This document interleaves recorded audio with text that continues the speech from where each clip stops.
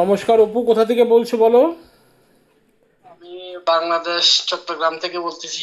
ঠিক আছে অপু, আমরা সরাসরি অনলাইন কনসালটেন্সি করলাম এবং আজকে বলেও দেওয়া হলো যে একটা ভোগের রান্নার সঙ্গে তুমি জড়িত হয়েছিলে এবং একজনের নাম বলে দেওয়া হলো যার বাড়ির লোক বাইরে থাকবে, সেটাও বলা হলো।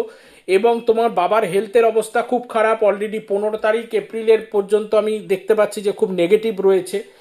এবং আজকে তোমার বাড়িতে জন্মদিন মানে তোমার সন্তানের জন্মদিন উপলক্ষে যেই কাজ করা হয়েছে বা মানসিক পূর্ণ করা হয়েছে, তাছাড়া আর একটা তোমার বোনের সন্তানের জন্মদিনের জিনিসও বাড়িতে রাখা আছে, পায়েস, সেটা অলরেডি বলে দেওয়া হয়েছে।